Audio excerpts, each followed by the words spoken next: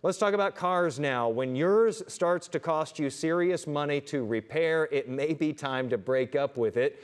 So here this afternoon to help us know when the best time might be to do that and to help us save money is money and business expert Derrick Kinney.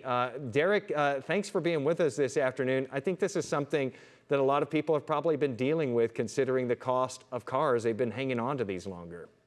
Well, that's true. And also thinking about relationships. Maybe they should break up with somebody after we talk as well. So this segment could have mutual benefit all the way around. So it might have applications beyond cars. We'll see. Because relationships can become too expensive too in many ways. What is the first sign that you would tell people, from a money standpoint, that it might be time to start looking for another car?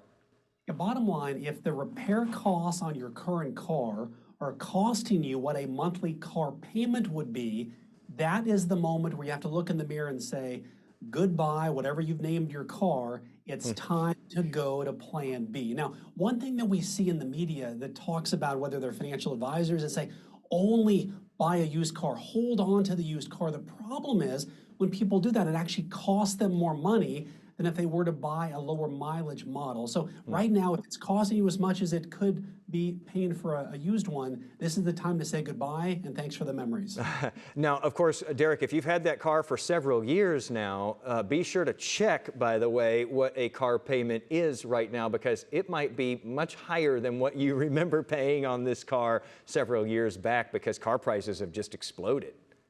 They really have. And that's something that, we talk about being savvy consumers. And so you want to look at reliable cars. When I think about a car, I like the Hondas and the Toyotas, those that have good reputations because you work so hard for your money. You want to make sure that the car or truck you buy works as hard for you, keeping the oil change and keeping it tuned up, the stuff that our dads and moms taught us growing up. And if we do those things, we can make the cars last longer, but be sure you know what it truly does cost. So do you trade in the car with a dealership? We know that dealerships have been hungry for inventory, for something to put out there on the lot. Should you, go to them, see what kind of deal you get there, or do you try to sell it yourself? Yeah, here's my experience. We've got 4 kids, and it feels like I'm buying a car like every 6 months for some reason. My driveway looks like a car lot. But what I would do is go to places like the CarMax or the autos, places where they really specialize in buying back cars and see what they offer you, and then compare that to what Kelley Blue Book says the car is truly worth. Then what it comes down to is if you feel like you, A, have the time, and B, the interest, and the opportunity to sell it yourself, you could probably make more money. But if you're busy like I am and you feel like it's a good price that the dealership's offering, that may be the best option for you. Okay, so this has been such a weird market, the used car market and the new car market. Which one right now do you lean to? If I get rid of the car I've got, what do I go to, a new or a used? Well, it could be different for each person. One thing that you don't want to do is you don't want to leave your heavily repair needed car and buy another car with over 100,000 miles on it because you're jumping from the frying pan to the fire. Here's what I found in the research I've done.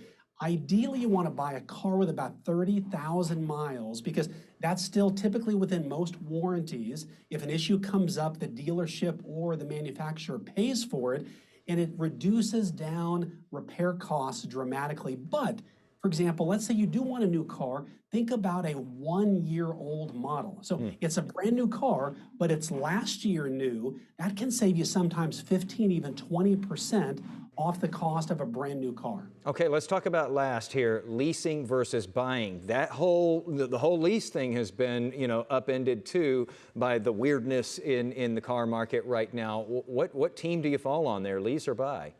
There's arguments on both sides, but here's what I have found personally as I've talked to so many clients. If you like to have a new car and preferably a luxury car and don't want to have any heartache of having to repair those cars and deal with it, a lease where you get a new automobile every 3 to 4 years could be exactly what you want. It may not be the best financial move, but for your quality of life, it's a perfect move for you. If you're watching right now, I want to keep my debt low. I like, Derrick, what you're saying about a pre-owned car. You could buy a Sewell, a Ford, a Chevrolet. A lot of these dealerships have the pre-owned where it's basically like a new car and you get that benefit and then you own something which can actually be more valuable to you as well. So it depends on what you want. If it's a quality of life or a financial decision, both can meet the goal. All right. I think I heard some relationship advice in there a couple of times too, Derrick. So it did cross over. Thank you so much for taking the time with us this afternoon. Happy to do it, Jason. Great to be with you.